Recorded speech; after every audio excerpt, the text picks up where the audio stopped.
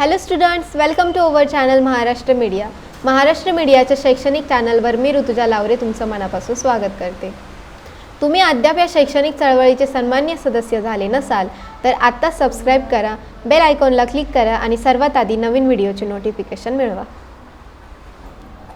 Maharashtra state board class 6 science chapter number 13 sound textbook question and answers. Okay, so question number 1 आहे fill in the blanks with the proper words.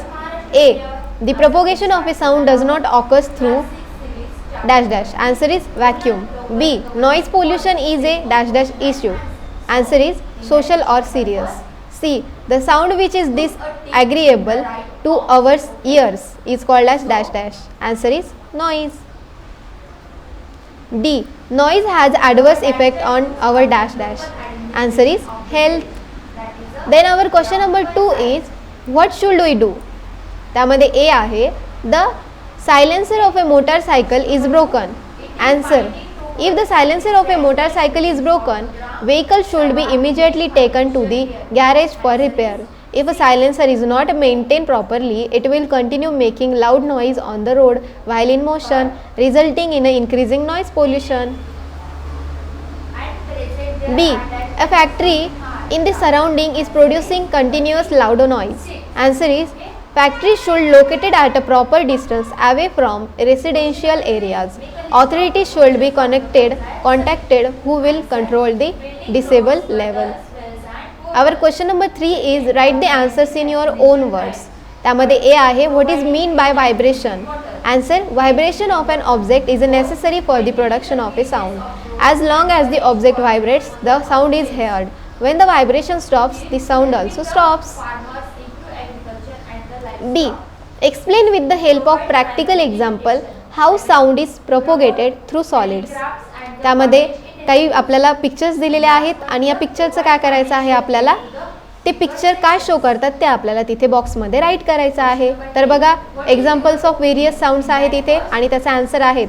First आहे एक girl आहे, ती काय करते, गाणं गाते म्हणजे सिंगिंग करत आहे. ओके, सेकंड आहे चिर्पिंग ऑफ बर्ड्स. त्यानंतर थर्ड आहे बर्स्टिंग ऑफ क्रॅकर्स. फोर्थ आहे विस्परिंग. फिफ्थ आहे विस्लिंग. सिक्स्थ आहे फ्ल्यूट. सेवन्थ आहे हॉकिंग अँड एट्थ आहे डॉग बार्किंग. ओके, तर तुम्ही अशा प्रकारे हे जे खाली आन्सर आहे ते त्या प्रत्येक पिक्चरच्या खाली काय करायचं आहे, राईट डाऊन करायचं आहे. त्यानंतर जाऊया आपण आपल्या पुढच्या क्वेश्चनकडे. See what is mean by noise pollution. So answer is continuous noise which has ill effect is called as noise pollution. D. What measures will you take to control noise pollution? Answer is measures for preventing noise pollution. First, as far as possible, we should avoid blowing horns. Second, the volume of the TV or radio in the house should be restricted to those watching the programs. Third, vehicles should be maintained properly to reduce the unnecessary sounds they produce. Fourth, factories, airports, railway stations and bus stands should be located at the proper distance away from residential area. Fifth, planting of trees helps reduce noise as trees acts as a natural barrier. Question number 4 is complete the table. Okay, तर एक table दिलेला आहे जो तुम्ही टेक्स्टबुकमध्ये बघू शकता आणि त्याचा आन्सर मी इथे लिहिलेला आहे. तर बघा काय आहे त्याचा आन्सर.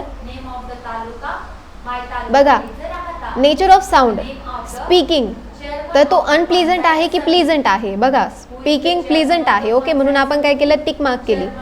विस्परिंग अनप्लीजंट आहे की प्लीजंट आहे. Okay, whispering is a pleasant आहे.